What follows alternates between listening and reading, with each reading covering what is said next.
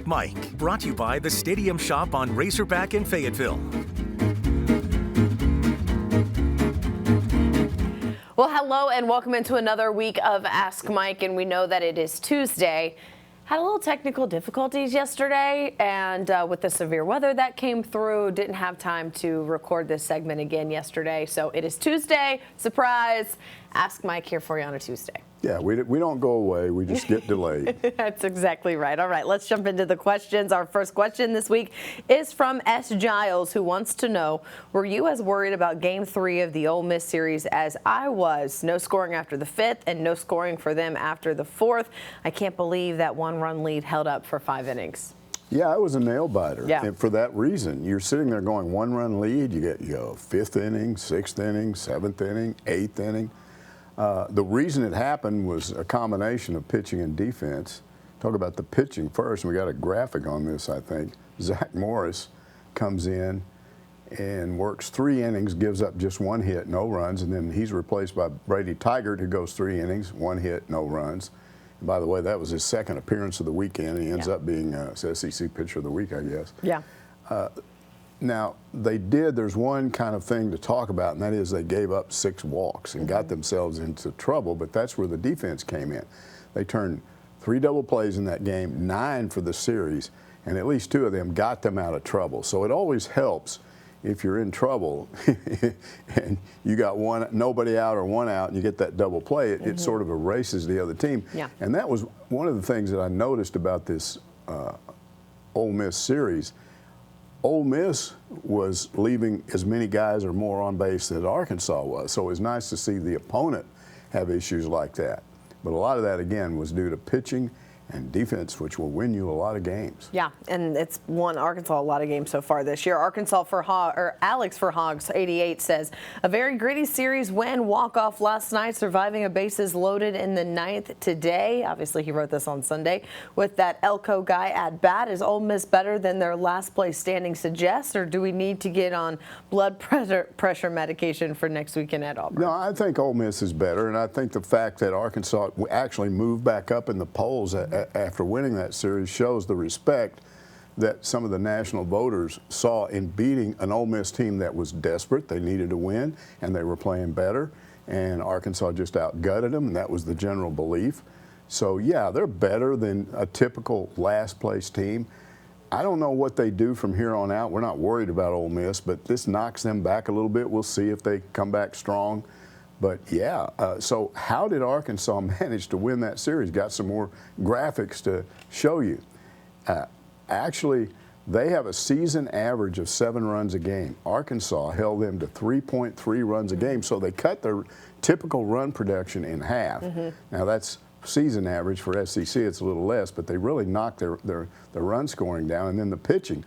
Ole Miss came in with a season ERA of 5.0, and against Arkansas, they just gave up 4 runs a game. So, again, those 2 factors, when you look at those numbers, I'm not saying hitting didn't matter and the home runs that they hit didn't matter, but clearly the big stat in this game was Arkansas's pitching and their defense. That's how they won the series. Yeah, absolutely. All right.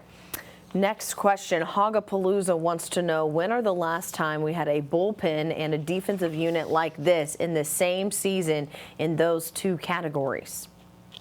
Well, let's take a look, because we got a graphic on that. You go all the way back to 2013, and this is where the similarity is. It's a little bit reversed, but it's the same sort of thing. In 2013, over the previous, I think it's 19 Razorback seasons, and the stats don't go back farther than that, Arkansas in 2013 has the best ERA in the last 19 years. They were 5th over the last 19 years in fielding percentage that year. This year, Arkansas is the 1st in fielding percentage and 5th in pitching.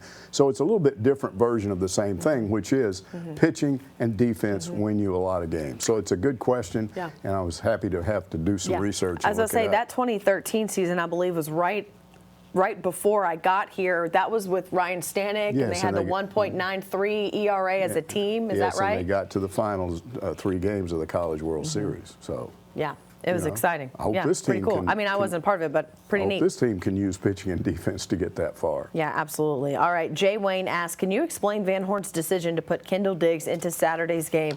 It might end up being the biggest move he's made all year. He'd only played in a few games, and I don't remember him doing much, but clearly Coach saw something in him. Yeah, I think he'd been in more games than the fans realized. I looked it up.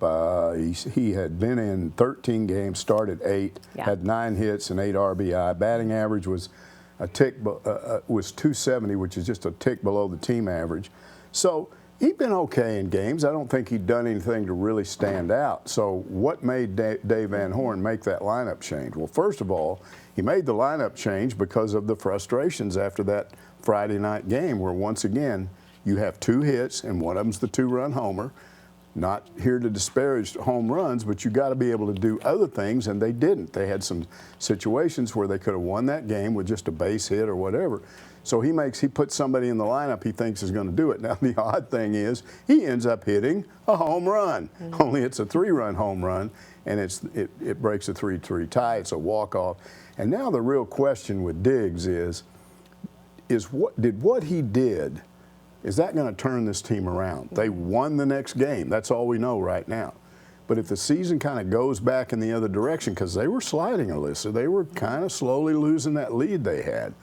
And so, you know, if that turns out to be the kind of the moment in the season in which and Dave Van Horn said, we needed a lift. We were down on ourselves. We needed something to happen. Well, there's nothing any better than to lift your spirits than a walk-off. I mean, They did an Eric Musselman on him. They jerked his jersey off. He's running around with the shirt on. I mean, I'm glad they didn't do that to somebody like me, but, you know, he was all fit and everything. Looked kind of cool running around with his shirt ripped off, and he was having a good time. I love that you make the Eric Musselman comparison in that sense, because I was thinking when this happened, you remember this basketball team was still just trying to figure out the right things, and Eric Musselman went back and made a lineup change, and the rest is history. They go on to the Elite Eight, and I felt like this, obviously not completely redoing the lineup, but this was very much like Dave Van Horn saying, I got to do something. I got to make a change. And he has mentioned in press conferences in the past that he wants to get Kendall Diggs more experience in at-bats. He just didn't know how to fit him in, and this was almost the opportunity, and we saw what happened with the 3-run home run, and it has a lot of parallels to me, so I love it. That is one of those things in my career when I look back over 46 years, I have certain memories of certain things. That's something I will remember, was that walk-off, because just the way it happened and the emotion, and then seeing those Ole Miss goobers over there sitting there looking out of the dugout. You know, it was just it was a lot of fun. Gosh, man, and Kendall. So he's right. It could end up being the best decision he made all year. And Kendall Diggs is just a good kid. You just got to be happy for him in that moment as well. All right, next question.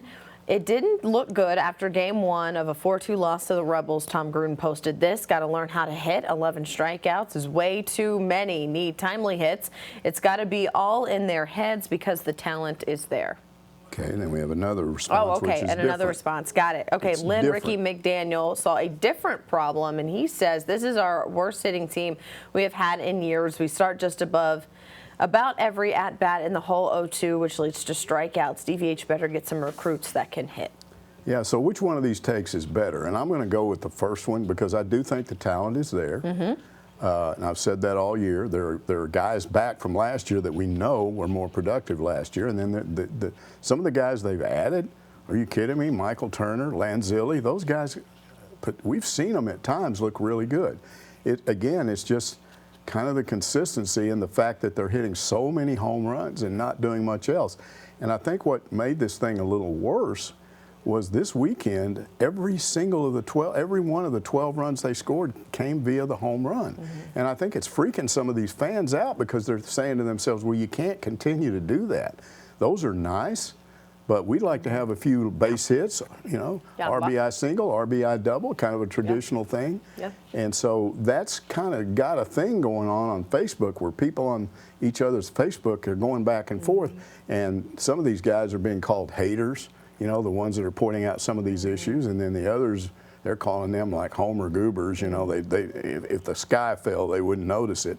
And come on, there's an in-between there to me. I think you have a right to be concerned about certain things if what you're concerned about is you want this team to get better And you think by getting better, maybe, you know, they solve a lot of problems. I think we got some numbers because I looked into the games they've lost. They've lost 10 games. 7 of the 10 have come about as a result of low scoring. That is, scoring fewer runs than you typically score. Only 3 of the 10 have been a result of a high ERA number. In other words, you're giving up more runs than you typically do. So that again reinforces what I've been talking about. Now let's look in particular at these 5 losses, because here you go. You got 2 runs against Illinois State. You got to be able to win a game when a team scores 3 runs. Stanford, you don't score a run against them. Mississippi State, you score 3. A&M 1. Ole Miss 2, and those last 2 are recent. So again, what happens in those games is, and frustrates these fans, is they watch and they see all these situations where you've got 2 on, runner at second, runner at second at third. All you need is a base hit, and maybe you win the game instead of lose it. And I think they're projecting ahead and saying, you know what, if we don't do something, if this kind of trend doesn't turn around, it's going to go bad for us.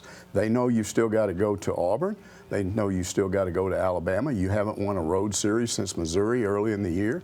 So you could go into those situations, and right now you've got a 2-game lead. You could come out of it and lose the lead in the West. And what a lot of them are talking about is the difference between a national seed and just hosting, because a national seed gets you a home venue for the regional and a home venue if you win for a super regional, which is the easiest way to the College World Series.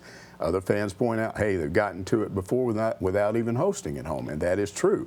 But it's still easier to do at home, and I think some of these fans are just saying, hey, if we can just correct this one problem, we have the best fielding team we've ever had. And that's, I haven't gone back into the 80s and 70s, but I got to believe this is the best fielding team Arkansas has ever had. We have at least decent pitching team, and really one of the best bullpens. That's the issue. The starting pitching hasn't been awesome, but the bullpen has been unbelievable.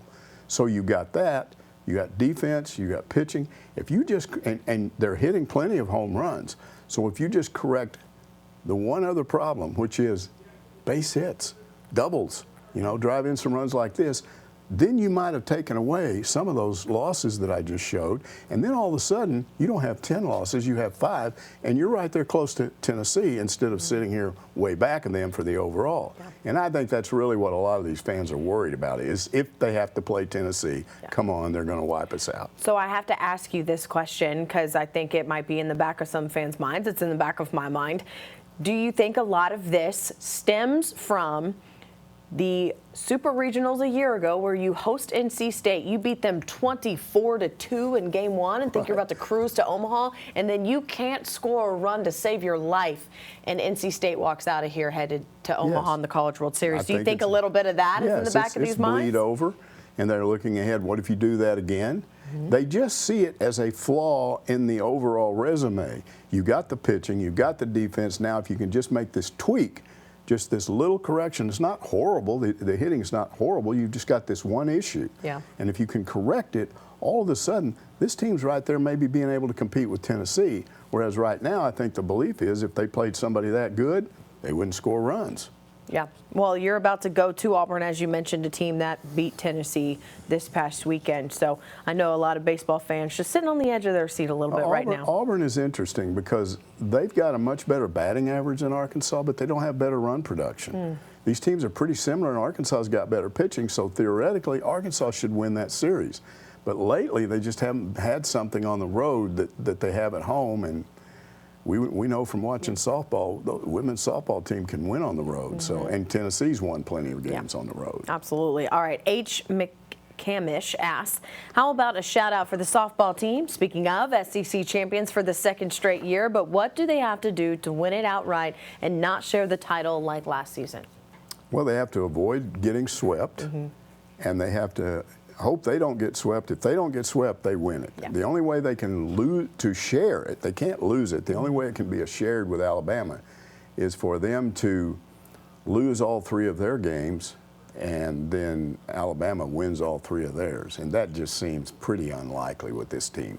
I would venture to say they're probably going to win their final series, even though it's on the road.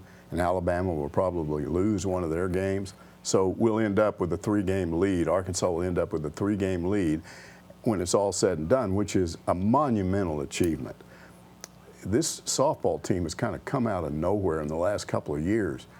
And I'm just going to, this may raise a lot of eyebrows, but I'm going to say right now where they are, they may be the best program on campus. And that's saying a lot, because now we still have to see what they can do. But what if they go to Oklahoma City? What if they win it all? They could do it. They're that good. They've got really good pitching, and they can knock the cover off the ball, and they're hot right now. So, yeah, this is fun to watch, and they're starting to draw bigger crowds out there. They're starting to get noticed. So it's a fun time for anybody that's on that team and anybody that's been coming out here watching softball when there's almost nobody there, the loyal fans. Yeah, I'll tell you what, man, if you haven't started watching this team, do it, or you know, go watch some of their games this weekend against Texas A&M. They are fun to watch. Oliver Pace wants to know, what do you think about the new QB commit? I hear a lot of talk about run pass QBs, but most are more run or more pass. This kid looks like he is legitimate weapon at both. Yeah, you're talking about Malachi Singleton out of Georgia. He's will be a senior next year. Tremendous numbers. When I looked at his video, and it's always a little dangerous to look at video, because if you look at an actual game, you can see the bad stuff.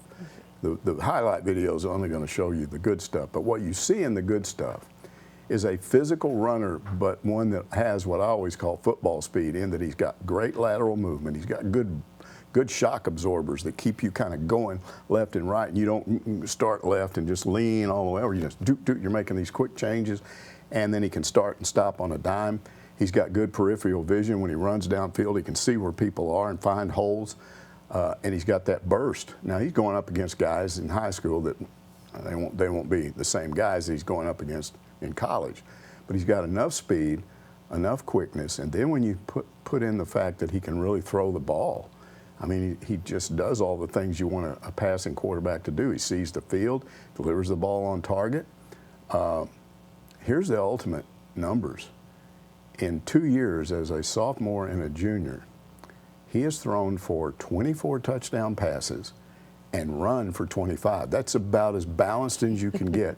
That's why I say he is a true run-pass quarterback. He can't just do one of them pretty good and the other really good. He does them both really well. Yeah, so they're excited about it. He's kind of a KJ Jefferson type. Yeah. And he's fun. I mean, his daddy gets up and does the hook 'em upside down, hook 'em horns thing, and his dad's a monster. He's a basketball player. You know, he's like about 6'7" or something. And I'm sitting there going, maybe Malachi will grow up to be 6'4", 6'5". We'll see. Maybe. He's got a year ahead of him. So people are going to be watching him this football season all over the state of Arkansas. Yeah, it'll be fun. T.L. Slayton says, are you a Cowboys fan?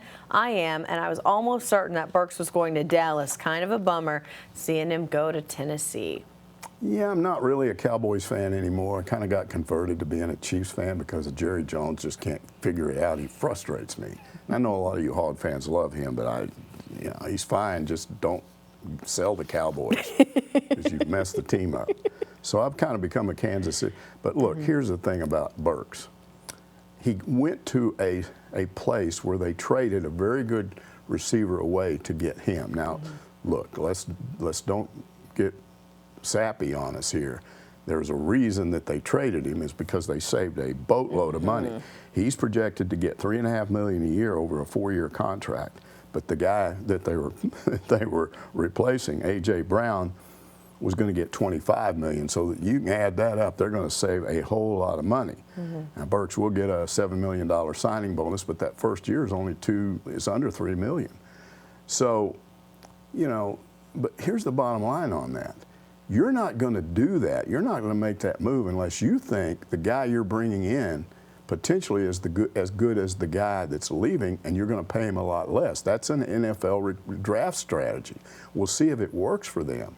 But you got to like just the whole thing about the way he approached this stuff. I mean, he's down there at Raising Cane's here in town the day before the draft, and Courtney's down there, and he gives us a bunch of chicken, and you bring it back. And I told somebody, I said, hey, if I get free chicken, he's my favorite, you know.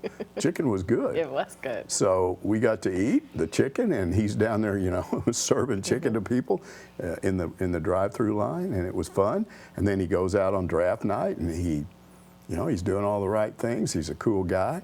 And then I loved what he said about Brown, because that could be controversial. We've got a quote here, because they were asking him, you know, what do you think about the fact that you're replacing a really quality player like A.J. Brown, a Pro Bowl guy?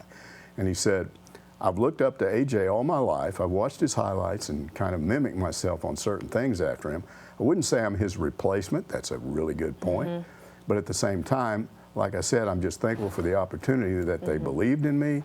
And then he said, to make that trade and believe in me, to go out there and represent their organization like it's supposed to be represented, that's what I'm going to do. So they got a quality guy. Yeah, absolutely. I mean, there's nothing that's not quality. And the real money Traylon is going to come if he gets the second contract. That's always the case. Yeah. And then he might be the guy that gets traded to somebody else to make the big money so that they can save money again, which would be fine. Yeah. Maybe he ends up going to the Cowboys or the Chiefs at some point in the future. Maybe. All right, John. But John Ridgway did go. I was about to say, you got John Ridgway, and I believe, is he the first Razorback drafted since Felix Jones? I believe that's the case. Yeah, I don't follow been a that while. specifically where they go that much, because I'm not an NFL guy. But Courtney's over here telling me yes. Okay.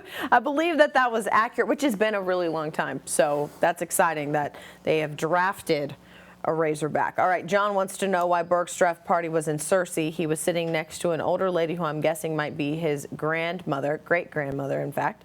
I think Burks is going to be a great pro. I hope he has a great, healthy 10-year career and makes boatloads of cash. Yeah, that was his great-grandmother. Frida. And at her age, he did that because that's where she lives, and he didn't want her to have to travel, and that shows the kind of thoughtful guy that he is. They've got a very close relationship. As far as his numbers, we kind of hinted at it. But like I said, he's going to get the $7.1 million or whatever as a signing bonus.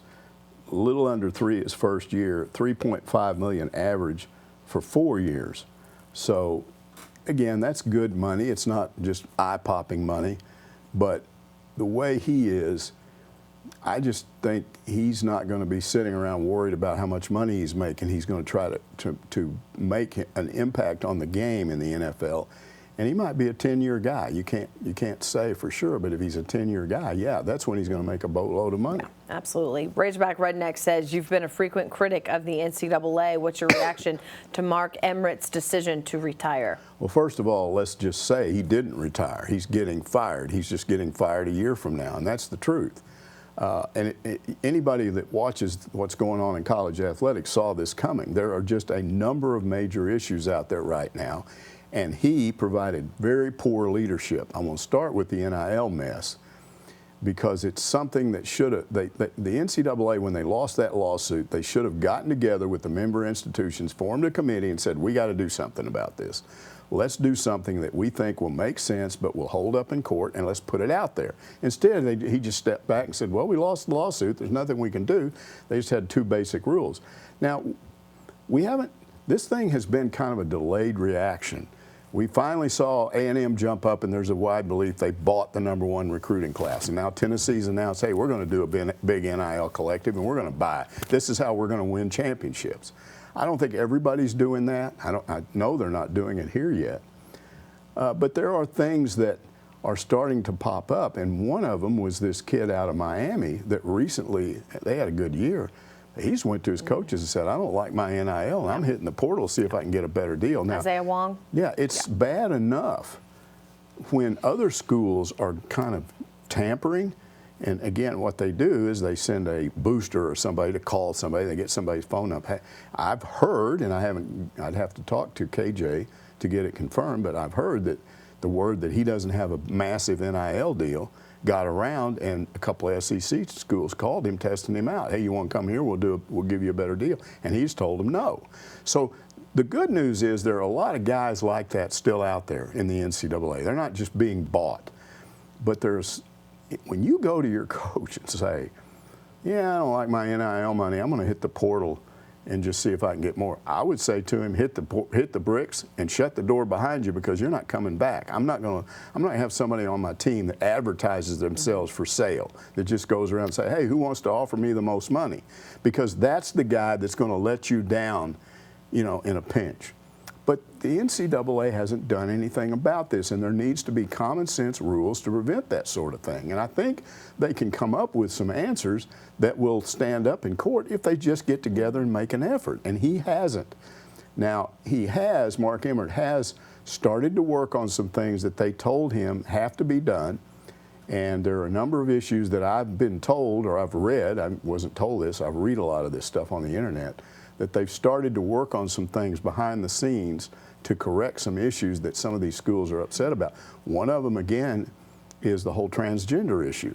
Because with transgender, you got two groups knocking heads. You got female rights, transgender rights. Who trumps here?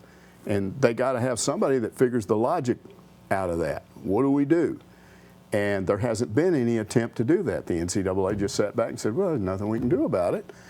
Well, I'm told they're working on that. Try to come up with an answer for that. And there are some other issues. I don't think they're giving him a year because I think they want a year to find the right guy to replace him. And not only find him, but get him soon enough that you can then sit down with him and work with him for a while and tell him, these are the things you have to do immediately. Here's what we've done. Now, you got to carry that on, and we want this to happen. And I think he's got about 2 or 3 years to make it happen. Or I think the next step is you're going to see, I think you're going to see the Big Ten in the SEC for sure jump. And I think when they jump, then the ACC and the Big 12 and the Pac-12 won't have any choice but to jump. And then if you do that, those schools are no longer under NCAA control. They will form a new governing body and make better rules, more common sense rules, and put themselves in a situation where they're happier. What's existed with the NCAA for as long as I can remember, it's like I hire somebody to come clean my house. And they come in and they say, I don't care what you want me to do. I'm going to do what I want to do. I think this is more important and that's more important. And you're sitting there year after year going, but man, around the baseboards, it's nasty over there. That's not the big thing. Nobody looks at that. I'm doing this over here, and I'm solving that problem. And you don't ever get what you want. Well, nobody would put up with that they would fire the cleaning person.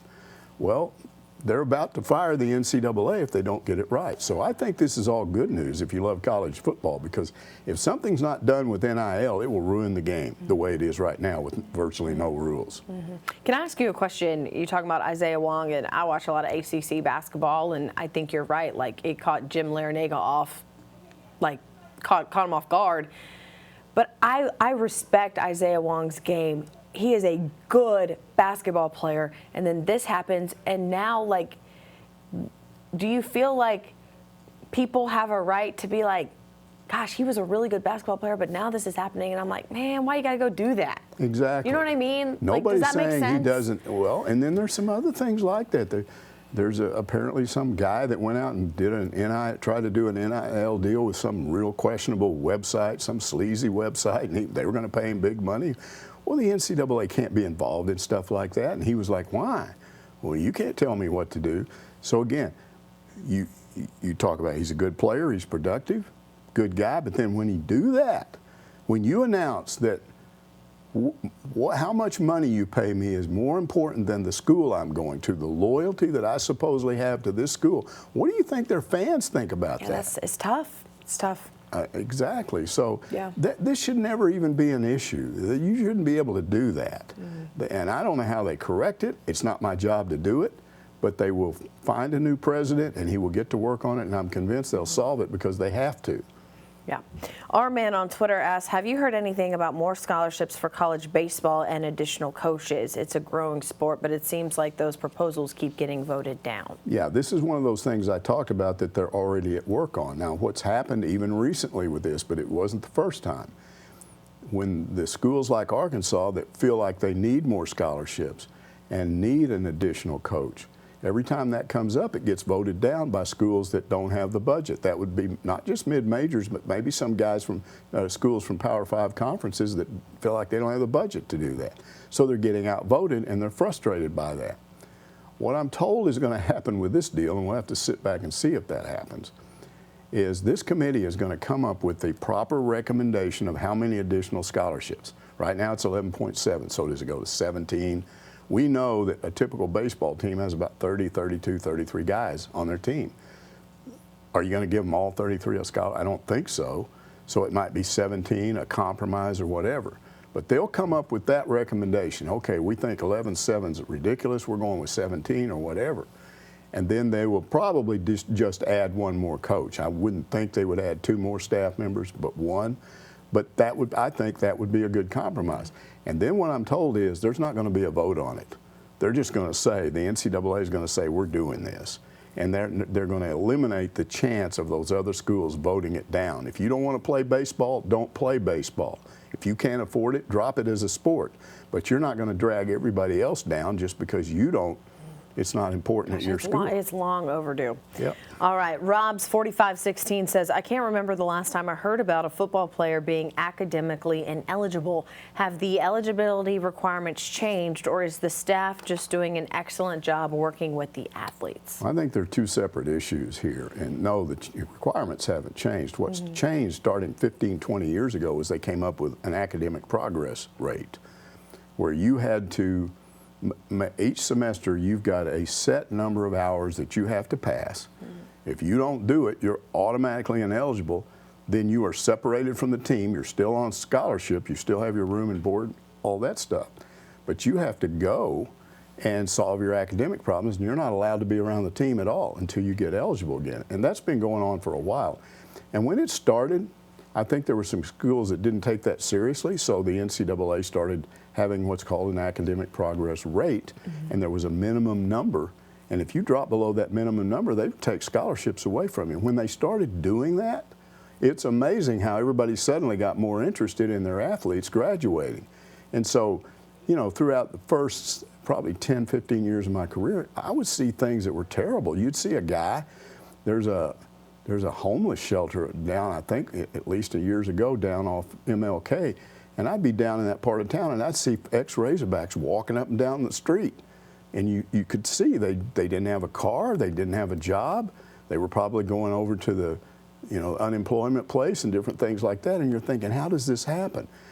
And in Arkansas's case, because I went over and asked about it, and they said, look, Frank Broyles has a policy.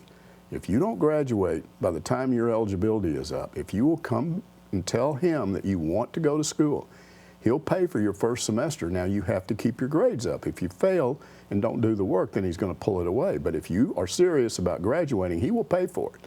But a lot of schools weren't doing that. So that's why the APR popped up, that thing. And it has solved a lot of problems, believe me.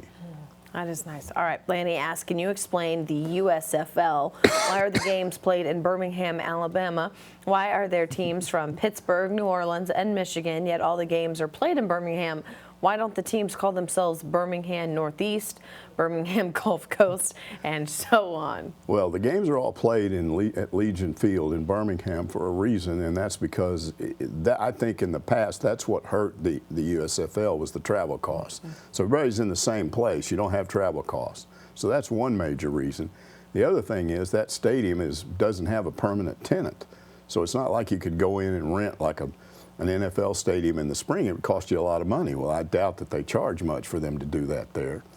As for the name thing, I think that's awesome. That's hilarious, Lanny. I mean, because it is kind of goofy. They're all in the same place, yet they're having these fake names like where they're supposed to be from when they're not there. So, yeah, just call everything Birmingham, but come up with creative names. Birmingham Climbing, Birmingham Mountaineers, Birmingham. Could you get like the Hoover Rams or something? Yeah, you could have how about the Hoover Dams? There you go. Be pretty cool. Exactly. I love it. Okay. About the recent Garth Brooks concert, K-Dog Stew to You says, curious as to whether you think future big acts will be booked, or was this a one and done? I'm guessing the city of Fayetteville wants more shows. Every hotel and restaurant was slammed in Fayetteville, Springdale, and Rogers. Yeah, you were there. Courtney was there. Yeah. It was a big deal. And then he went on down to Baton Rouge and had the same thing, and it was a big turnout there. I asked the athletic department, I asked a spokesman, and the answer was sort of like, Not anytime soon. He said maybe once every 4, 5, 6 years. First of all, they don't think there are that many groups out there that would want to come in here that could draw that kind of a crowd. Secondly, it is damaging to the field. So I'm guessing, because I know what happened this time, they got a brand new grass field out of it, and it was looking kind of ragged. So they're going to get that this summer and pay for it with the money they made by renting the stadium. So maybe if the stadium grass starts looking ratty again in 4 or 5 years, they'll get on the phone and call Garth up and say, hey, you want to come back? Maybe. I know that there's been on Twitter discussion of, like, if you did it again, who could you call to do it again? And I know when they were booking Garth, they wanted it to be multi-generational, you know, definitely a wide range of your older Garth Brooks fans, your new Garth Brooks fans. There's been some concession. Parents listen to There's it. been a discussion about this on social media, and there's been some interesting points, which is if they do it again, they need better security, they need better parking, they need to get some Fayetteville cops out there and pay them and get them to, you know, get traffic moving. It was strange. They were trying to funnel people through like one hole and then disperse, which is what they don't do for football. Right. And it was very odd how they were doing it. So they may have to be better organized. It was the first time they'd ever done it, so you cut them some slack. Yeah, absolutely. And I think everyone who went had a blast. So that was fun. All right, last question. Here we go. Mousetown wants to know, why do you wear pig trail polos on air sometimes and pig trail pullovers at other times? Somebody told me that you are hypersensitive to weather, even indoors in a TV studio. Man, I wish. Would you say that's accurate? Yes. Well, man, I'll tell you what. It's very accurate. Yeah, I think. I would, if I could wear a pullover every day on the desk, I'd wear one too. Well, here's the thing. Not a polo though. I don't like polos. Yeah, I would like polos if there was. This is psychological. The weather outside affects me even if I'm indoors. Like today, I go out, look out the door, check my phone. It's 50 degrees. Yeah. Are you kidding me? I'm not going to wear a polo when it's 50 degrees. I won't wear a polo if it's below mid-60s. Yeah. That's the way it is. My wife, we played tag team thermostat, up and down and up and down. She's turning it down and I'm turning it up, and you know, it's terrible. So yeah, I just have a real issue. I'm probably living about as far north as I could live and still survive. I don't think I could live in Missouri or anywhere like that. It's not too bad around here, but I am a cold weather sissy. Yeah. I admit it. I am too. I don't like it either. And quick story. Okay. I was going to go get something. You tell the story. Okay, quick story. In the mid-'80s, I went up to Hawaii with my wife, and I was talking to a guy. He was asking me what I did for a living, and I told him, you know, when I started in television, there were no video cameras. We all shot film. And we used to have these old World War II battle cameras called Bell and Howell Filmo, right? And so I learned how to shoot that, and I learned how to process film. And he said, really? And he told me about this company in Honolulu that shot a lot of the underwater photography for shows like Magnum and movies that came in and whatever. And he said, they're always looking for people. And he said, they will train you as a scuba diver if you have photography skills. And so I went over to see them. And they said what they were doing. Yes, I could make more money doing that. So I had a decision to make. And I'm talking to my wife back at the hotel room, and I said, well, maybe Josh was like 4 years old at the time. I said, maybe we'll just get him to put him on a plane and fly him out here, and we just won't go back. But I thought about it a lot, and I just said, look, number one, I'm a fraidy cat. The ocean, are you kidding me? I'm going to swim around with those sharks and crazy things. I mean, big, crazy animals that come up and bite you on the foot and stuff. I'm not going to deal with that. And secondly, I'm just not going to give up covering college football, which is what I really care about, just because of that. But I will admit that over the years, I watched a lot of Magnum, and I've got the new Roku channel now. Yeah. And you can watch every single Magnum episode starting from the beginning, and I'm into about the 4th episode of the first year. And by the way, they didn't have that Magnum theme song in the first few episodes. But I watch it, and I'm looking for underwater photography scenes and thinking to myself, that could have been me. I could have shot that. Could have been you. Probably been bitten by a shark. Yeah, now probably. The shark probably wouldn't have liked you and it never bit you again. But for those talking about polos and all this kind of stuff, he also has these on the side of his desk. Yeah, you're always trying to hang them up. Well, I bought you hooks to hang up your hats so that they're just not on a pile. I know. I was trying to be nice. They fall off the hooks, and so I just so anyway, so he even has his hats. He's very sensitive to the sun. So you're going to see Mike Irwin most of the time with a hat on. Well, the sun thing comes from a best friend that I had, a guy that lived with me in high school that was a highline worker, electrical worker in Colorado, high up, where you don't have much atmosphere to block the sun. And he got skin cancer and didn't know it was advanced, and it killed him. And I talked to him about a month before he died, and he told me, he said, stay out of the sun. If you have to go out in it, wear a hat. So I'd wear these for him. He's got these fancy hats. So you see Mike Irwin, hats are a staple. Those polos and those pullovers are a staple as well. Yep. This is the Mike Irwin wardrobe. And they got a little red on them. And here. And guys like Bob Holt are always kidding me. It's got Razorback red in it. You're not supposed to wear that. Well, Mike, our colors are red, so you just tell them. You know. So I don't care about that. Yeah, absolutely. All right, that is going to do it for this week's Ask Mike. Remember, you got a question for Mike, you can hit him up on Hogville or Twitter or Facebook or email us as well. We get that question to him, and he gets it in the show. Thanks for joining us. We'll see you next week.